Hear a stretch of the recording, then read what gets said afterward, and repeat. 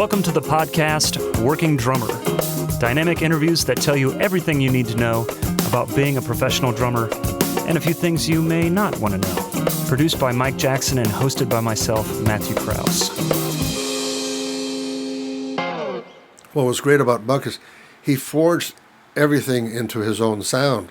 He developed his own way of singing and just the sound of his voice.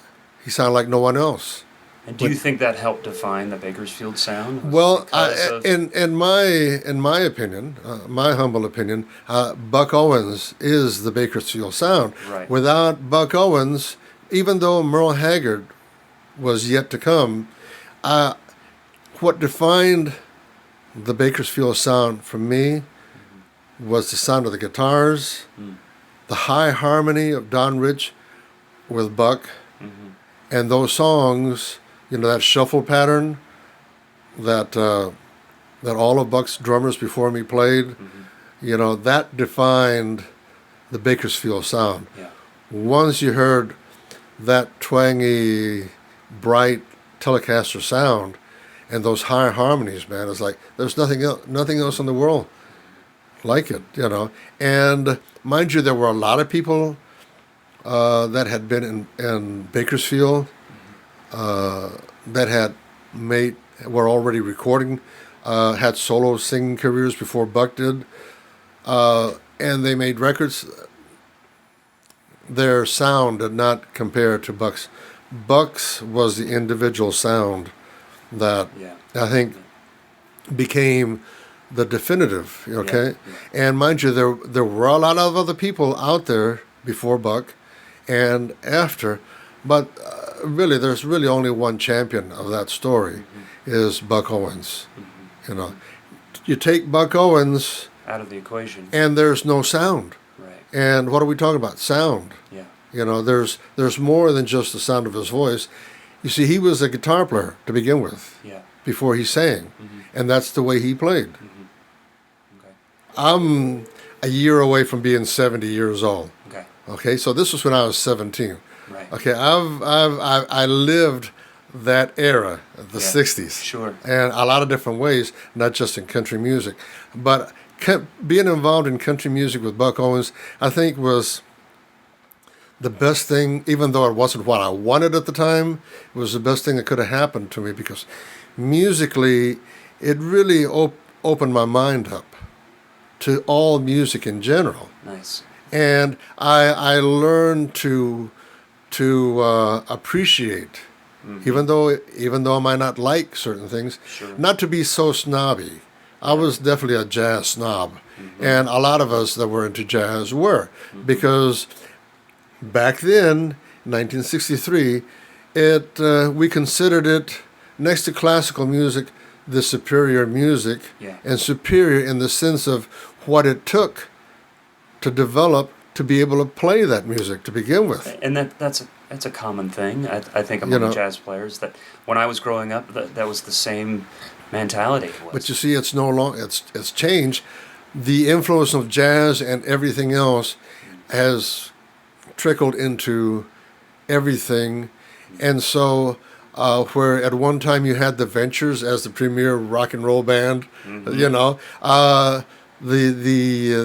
the fact that the Beatles came along, the Stones, and all the other English bands, that it all became a melting pot later in the 60s for jazz to even be affected by it, and rock to be affected by it, that it became this other new animal in a sense. Fusion and progressive. Exactly. It all started, all these little different arms started coming out. Do you think that if it wasn't for the English invasion, that there would have been that melting pot? Do you think things would have been segregated the way just they were? Like if Buck had never existed, no one would. People might know Merle Haggard, you know, because Merle lived in that area. Yeah.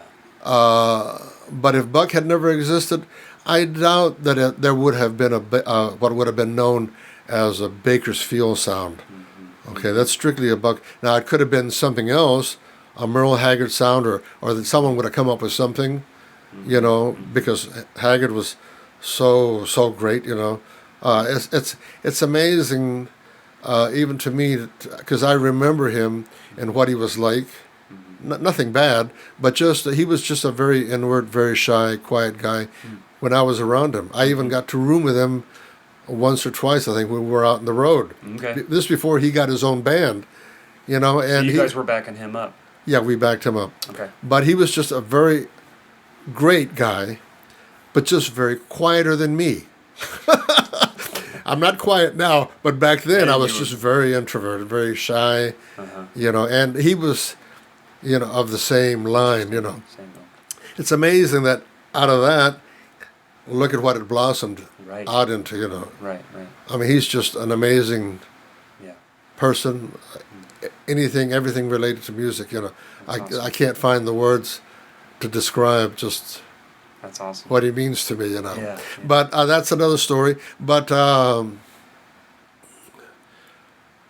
long did you work with Buck? I was with Buck for about 3.5 years. We did the Carnegie Hall concert the year before, and that became quite a success. There's a live recording of that. Yes. Yeah. Even to this day, it's Do you want to back up and tell me about that? it's one of the records that most people talk about. Yeah. And most people don't even know that Japan exists at all. But by the time we got to Japan, you see our music was changing. The things I was playing were no longer just hi-hat and click. I was doing more brush and stick or double brushes, and maybe I found a way to use a tambourine on the hi-hat, like during the choruses or on instrumentals. So things were changing. And was this all your own doing? Your own? Pretty well, because Were you left to your own devices as far as being able to? Let me back up to the first night that I played with Buck ever. Sure. We're up in Redding, California. Okay. I think it's not. I get them confused. There's Red Bluff and then there's Redding. Okay. So our first night was at a club, and I'm rooming with Don.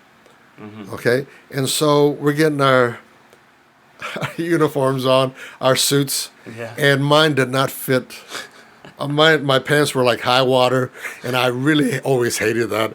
But I'm wearing the other drummers. Okay. And I need to tell you the story about how that happened, how I ended up becoming the drummer. Yes. But let me finish this first. Buck walks in just to kind of make sure everybody's in order, and check on his new drummer too. Right. And so all this time we hadn't rehearsed. And he walks in and just to check, make sure we're all ready to go. And I said, Buck, is there anything that I need to know before we play? Yeah. Before we play in a few minutes. Yeah. Here. He said, well, there's two things. If I don't like what you're playing, I will tell you. Very point blank, I will let you know. And he said, the other thing is we play on top of the beat. Which at that time, I had no clue what he meant, because all I knew was you learn to play on the beat. There's no behind or... I hadn't discovered... I'd only been playing drums for about 5 years. Yeah. I hadn't had enough experience to really have some depth. There was no real depth. What was your reaction when he said that? So my reaction was, what's he talking... To me, in my mind, I said, what's he talking about? So he left, and I turned to Don and I said, what's he talking about on top of the beat? And Don looked at me and he smiled and he said, oh, you'll feel it. Yeah. And so we went on to play that first night, and I never thought about it anymore, because I was right there where it needed to be, without even... Maybe they heard it before when they first heard you, that he's got the feel that perhaps that's what that's. And you see, I've kind of thought about that, and I tend to kind of analyze now that I'm older. I go back and why would I have done this, or why this, or why that, and especially at that time when I was just a kid, And Can I guess? huh? Can I guess? Yeah. Is it your jazz influence? Well, yes. Can you? Just playing more on top, just kind of well, propelling well, forward. well. Not everybody played that way. Not all jazz drummers played that way. Sure. Okay. Sure. There was one drummer in particular that I was very much influenced by in the beginning, and Lewis Hayes Yeah. with Cannonball Adderley's group. Yeah. Yeah. And the previous summer, I had spent in Houston, Texas, staying with a musician that I had met. I'd go out and play after hours gigs with him, and play with and get to meet all these different drummers, and so hear different ways of playing and play with different players. So it was a great learning experience for me. But I also got to hear Lewis Hayes play with Cannonball Adderley's group the day after I arrived in Houston, my first time, the previous summer, '62. This pianist that kind of took me under his wing, we met at a jam session on a Sunday. Yeah. I arrived on a Saturday, went to a jam session on a Sunday. I walked to that jam session in the heat for about an hour just to get to it. Oh, wow. I was used to walking everywhere in my hometown, so I found out how to get there. Went to this jazz session, met this wonderful pianist. Kind of took me under his wing. He drove me back to my cousin's house, and he said, "Listen, Cannonball Adderley's playing tonight. Are you interested in going?" I said, "Sure." So as it turned out, I ended up spending my whole summer staying in his music room, which was wall-to-wall records at that time. Oh, wow. So that was part of my education. He'd come in and play this. He said, "Listen to this. Yeah. Check Philly Joe Jones doing this. Yeah. Listen to Red Garland setting this rhythm section up." Yeah. So that's how I learned, from people like that. Okay. But Lewis Hayes played on top of the beat. I was doing things that most country drummers just would not do on stage. That's because the show itself kind of allowed it for me to make sound effects and different things. And it all comes from that drummer over there, Shelly Mann. Yeah. He was a very prolific studio guy in L.A., originally from New York. And he was very well known to come up with different sounds. So, and through a lot of jazz records that I heard, things that I heard him do, I think influenced what I did with Buck in a sense. Here again, Buck was very adventuresome, and so was I. So if he didn't like something I did, he'd let me know, right? Right. So therefore, I would. But mind you, I had to stay within a certain limit. Sure. Because it still had to sound like country music. Right. Okay, Right. but you need to check out the Carnegie Hall to kind of understand basically what I'm talking about. Yes. But getting back to Mel King, that was the drummer before me. What happened with him was that they did a concert in Phoenix, Arizona, I believe,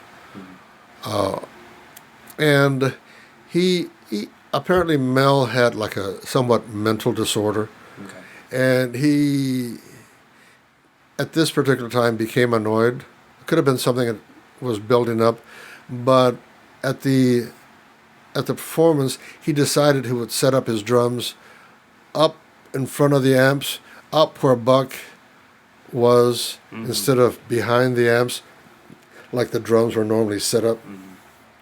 He wanted to be up front in line with the rest of the guys, I see. rather than behind the lines, which never bothered me or never entered my mind. Sure. But so he wouldn't move his drums. The bass player asked him to move his drums. He wouldn't do it. And so the bass player goes to the band leader, Don. Don goes and asks him to move back. He will not move.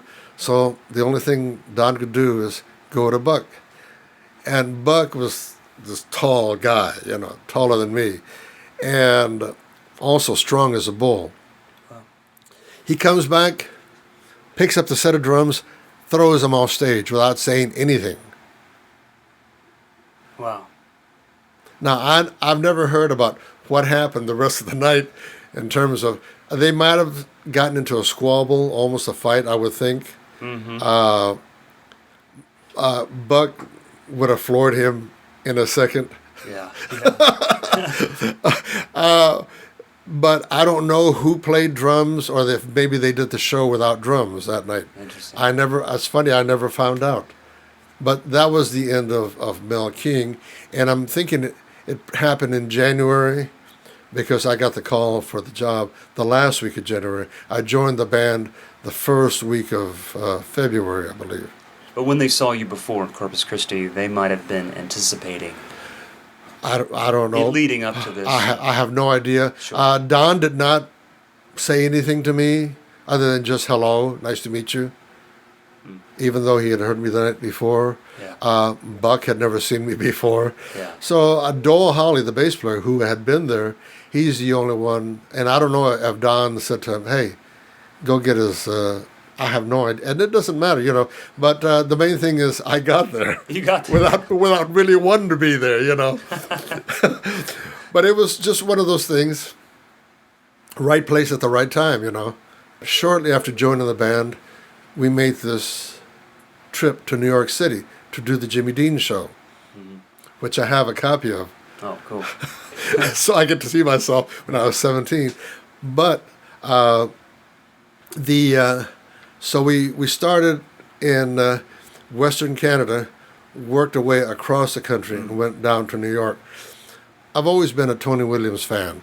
Okay, so are you familiar with this Four and More, Miles Davis's Four and More, or My Funny Valentine, those records from 1964?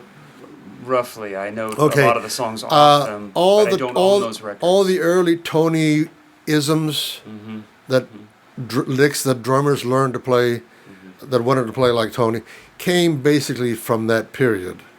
Okay, especially the Four and More, because they play, it's all up tempos, second part of the concert. But the reason I'm mentioning this, okay, I joined the band first weekend in February. Miles recorded those two albums 2 weeks after I joined Buck Owens with Tony on drums. And then I met Tony in May of that year in New York City when we were there doing the Jimmy Dean show. So that's kind of like the cream on the pie. In a very short amount of time. Yeah, because I thought, well, I guess this is the end of me, in terms I'll never get to hear any jazz, And here I'm going to New York City, right to Mecca, and I'm thinking, so I get down there, I get to New York City, or we get there, we have a few days off, the Jimmy Dean show had an orchestra that had some great musicians that became the Thad Jones, Mel Lewis big band. I got to meet Mel Lewis. Oh, wow. Don Lamond, who had been with Woody Herman's band, was the original drummer. Okay. We did that show several times, so Mel Lewis was the drummer for that band the second time around. Yeah. So, and I got to hang out with Mel. That's another story. I thought to myself, I'm in New York City, I've got to go down, I've got to find out who's playing where. I found out that Miles Davis's band is playing at the Village Vanguard. So I told the guys, I'm going down there, and they're saying, "You're what?" I said, "Yeah, I want to hear Miles Davis. Do any of you want to go?" Nobody wanted to go, and he says, "You can get mugged." That's the first thing that came out of him. I said, I don't care. I'll outrun him. It's worth it. I'll outrun him. So I figured out a way to get to the subway, got the subway, find out where I needed to get off, got off, and constantly the whole time it's like my butt is just, I'm just scared to death because these guys are talking negative to begin with. And so they put fear in me before I ever got down there. Right. And nothing ever happened to me. Yeah. But I was always on the lookout, got to the Village Vanguard, go down, and I found out that Miles was down there. Okay, so the place was almost empty. So I thought, well, I can pick wherever I want to sit. I go and sit like about this close to Tony, but behind him. I can see his left, everything he's doing with his left hand, and I'm the last table right behind him. And then there's Ron Carter and Herbie Hancock and George Coleman, this before Wayne Shorter. And Miles never showed up that night, which didn't matter because Tony was there. And so I sat there and in total amazement, because I was finally getting to see him play things that I'd heard on the Seven Steps to Heaven album, which I think was the live concert at Lincoln Center hadn't come out yet, the Four and More, and that didn't come out for another year, I think. But the Seven Steps to Heaven, are you familiar with that? No. Well, the things that Tony, you need to check it out, because that was like some of the beginning. Tony had recorded before that with other people, a couple of other people. But anyway, so there's nobody there. So I go up and say hello to Tony, introduce myself, and he says, hey, let's go over to this back room, which is, I think, out at the front of the club. So we walk over there, and it's just the two of us. Now, mind you, Tony was a year older than me. Yeah, but still very young. He was still a year older than me. So I think that's what kind of drew him to say, let me hang out with this. Yeah. We're the same, kind of like the same age. And so I told him who I was, where I was from, and who I was there with to do this TV show. And what I do remember was that he told me that he was totally into Ornette Coleman. You know who Ornette Coleman is? Sure. Okay. I was a devout fan of Ornette Coleman. I used to go to sleep listening to Ornette Coleman records. Wow. This before I ever heard of Buck Owens. Yeah. Okay? And I had every record that Ornette had recorded at that time, and so we found something that we could really talk about, Right. And so I remember me having the gall to tell him that I didn't like Ornette's drummers, because I felt that Ornette's music really required somebody else that was a little bit more advanced than the way Billy Higgins was a great drummer, right. and Ed Blackwell, another great drummer from New Orleans. And here's this kid from South Texas telling Tony Williams that they suck. Or not, I take that back. Not really. You were at the time, though. At the That's time, what you were saying. Well, the thing is, and I mean, I won't back off from my thoughts. I thought they were too traditional for what Ornette was doing. Adventurous, yeah, avant-garde and as Ornette was. Someone like Elvin or Tony, the way they played, to my mind, is what Ornette needed in that group. And so I expressed this to Tony, and his response? I don't. It's been so long. I don't remember what he said, and my thought was maybe he was hurt because he was close friends with Billy Higgins, who I met later that night. Oh, okay. Okay. Then I thought, well, I mean, this is the way. But I knew that Billy Higgins was a great player, great drummer. But so we hung out for the whole break. They go do another set. I'm still in heaven, and still the club is not many people. During the next break, Tony comes over to me and says, listen, I have some friends I want to go say hello to. I said, don't leave. That's what he said. I want to talk to you later. So he goes off, and I'm sitting there just going through about how high up in the clouds I was just from being there, Sure. And is this what joining Buck Owens did for me? Took me to New York City. Yeah. So there I am. So they do another set, and then Tony comes over to me and says, listen, Herbie and I are going to go see Charles Mingus, who I was a big fan of, down at the 5 spot. Would you like to go with us? I said, sure. I've got nowhere to go, I went back to my motel room. You're like, will I get mugged? So anyway, we're outside, and we're waiting for Herbie. Yeah. And Ron Carter is there, larger than life. He was so tall, and he and Tony are talking, And I'm just kind of just standing there, it's like, what am I doing here, But Tony gets a cab, Herbie shows up, we all ride together. I sit in the middle of Herbie and Tony. Jeez. So Tony tells Herbie, Willie here is in New York, here in town to do this TV show. Yeah. He's playing with, I don't know if he said Buck Owens but he said he's playing with a country band. Yeah. And right away Herbie said, I played in a country band in my early days. He said, I did a few jobs back in my hometown playing country music. He said, the thing I like about country music was that they sing with a lot of soul. Nice. And that's all he said. He never said anything else. We might have chatted, along the way, but I don't recall. That's the only thing that sticks in my mind. We got to the 5 spot right in front of the club. Cab door opens.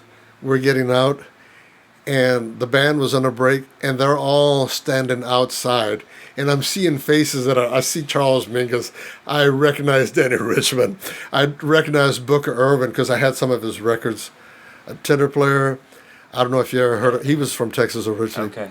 But It so just keeps getting better. Your world is opening up. man, and so we walk in, and Tony and Herbie were the hottest thing going at that time.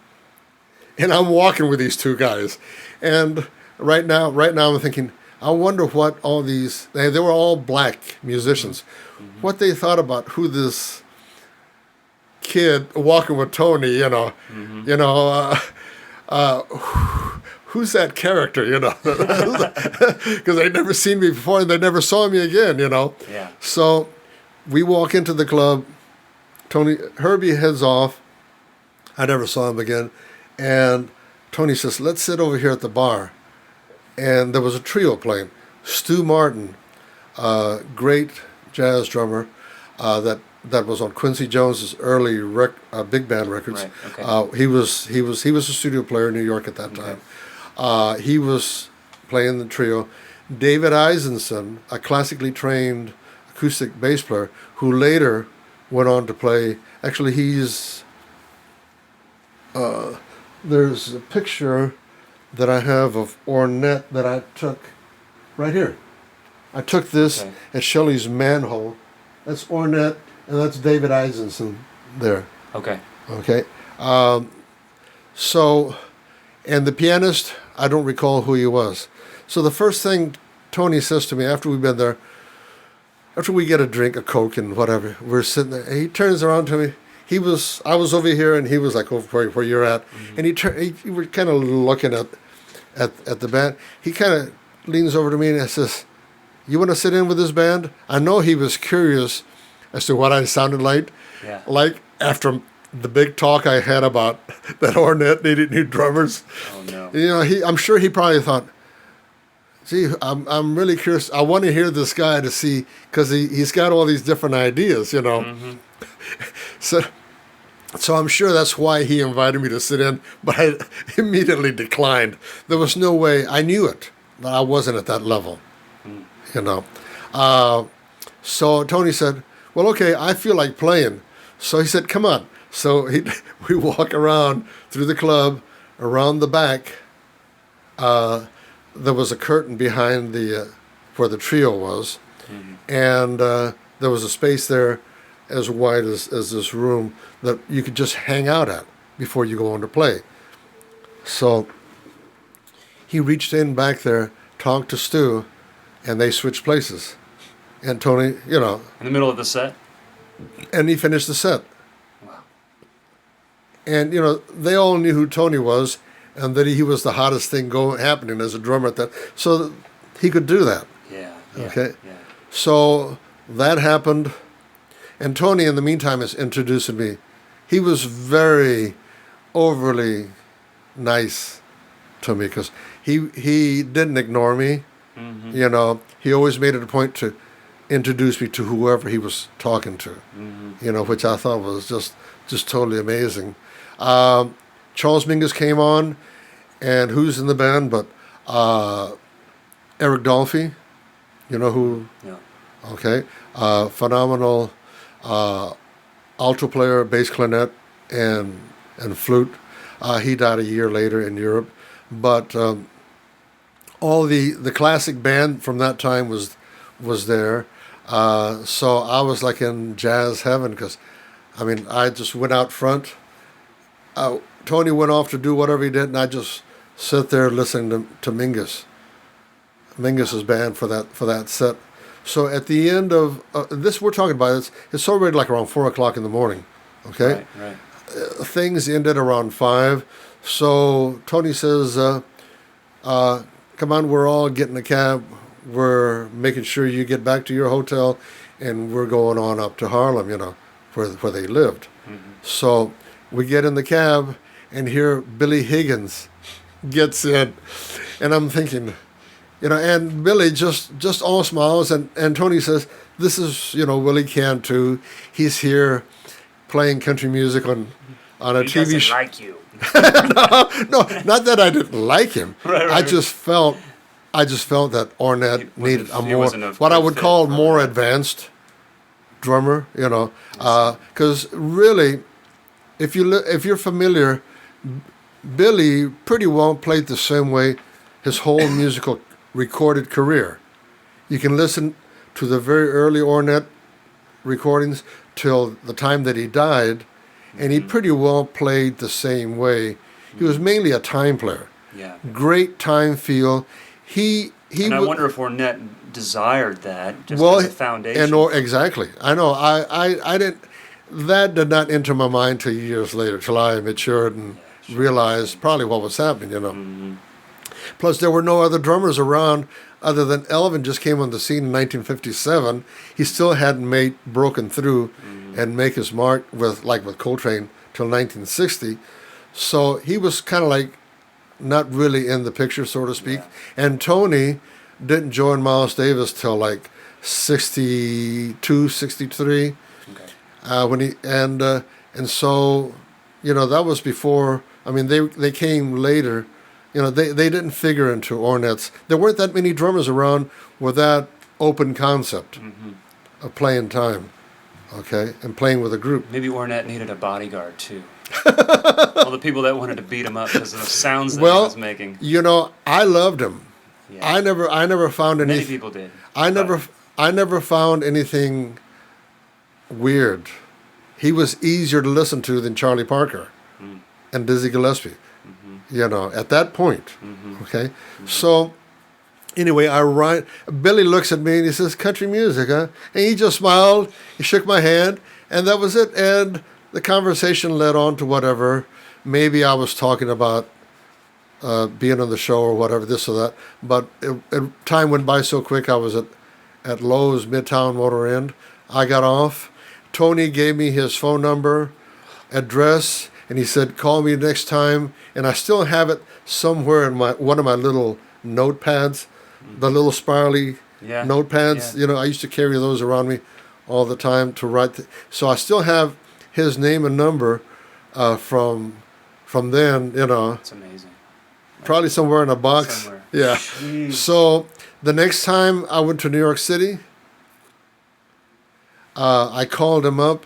And he was on his way. I should have called him before I got to New York in advance, but I called him the day that I wanted to, hang out with him. But he was on his way to an opera or a ballet, So he's, he kind of apologized, and he said, "Well, maybe next time." But I never really, and I should have stayed in touch with him, but I never did, because the door was open there, obviously, But we never, and I wonder if he ever heard Buck Owens, and he said, that's who was out here, hey, that's who I met.